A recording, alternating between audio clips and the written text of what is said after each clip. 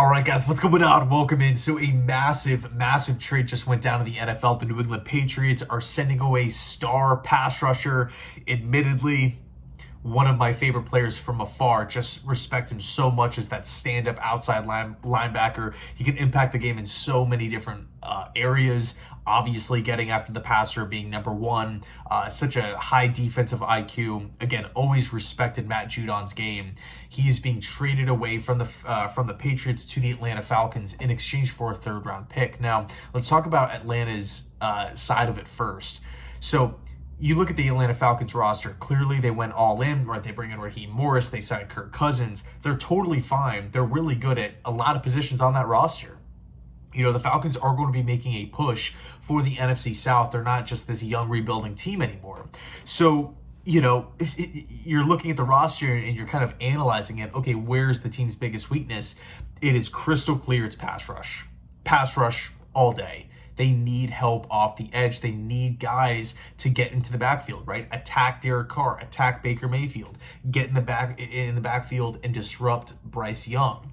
Now, I personally thought that the Falcons were going to be drafting Laiatu Latu with the 8th overall pick. They end up going with Michael Penix. So, you know, the offseason just continues to trickle along and the Falcons don't really add that premier guy.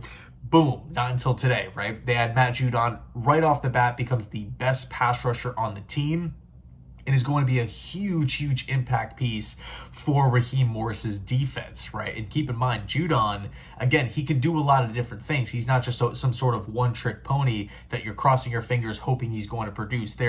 This was a hand-picked player by, again, the defensive-minded Raheem Morris. So, you know, I'm expecting a big season for Judon. Now, as far as the contract is concerned, Judon is obviously playing on, I believe, the last season of his contract. He's owed $14.6 million for the season. And similar to Hassan Reddick of the Jets, you know, Reddick and Judon, both in that lower tier financial range, but at the same time, some of the best pass rushers in football. So from a player's standpoint, you do understand, like, hey, you know, like there's 15, 16 guys, 17 guys that are getting paid more than I am, yet I'm the better pass rusher. I'm the more productive pass rusher. These guys are getting paid off of, you know, potential, not in every single case, but in some cases. But the main difference here, Judon is 32, Reddick 29. New England, you know, clearly it's a young rebuilding football team with Mayo and Drake May, and we can go down the list of all the young receivers and whatnot. So it's clear New England just did not feel comfortable extending a 32-year-old pass rusher on a team that's not projected to be shooting for, you know, the AFC crown or pushing for the divisional title. So again, from Atlanta's perspective, I thought this is a win. You only have to give up a third-round pick. Yes, it's a solid pick. But, you know, if they're thinking win now, if they're thinking, okay, we need to have a checkmate type of move in the NFC South, this is the type of move that, you know, it would get that done, right? It's an instant impact type of move. Now, let's look at it from New England's side. Again, they're a young team.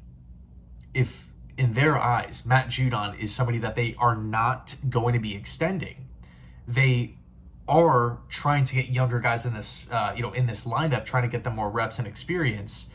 Judon's 32, and you can, on an expiring deal, you can now clear money, open up a position for one of these younger players to rise to the occasion, hopefully, and get, you know, a lot more snaps and experience this season, get better over time, and you're getting a third-round pick for the future. I mean, it's a win-win for both teams here. It's also a win for the New York Jets because we don't have to face Matt Judon, who has wrecked New York in the past. Thank God he's out of the division. But, again, from Atlanta's side of it, love it. Again, Judon's one of my favorites. And then New England side of it, they're getting younger. They get an extra draft pick. Sweet. They get cap space. Awesome. So, again, win-win here. I'm interested to hear Patriots fans' perspective on this, you know, because it's always interesting going from one coach to the next. And yes, it might not be the biggest transition from Belichick to Mayo as far as like defensive system and, you know, things of that nature, but it's always kind of a weird feeling seeing like the old guard, the transition, right, from the old to the new.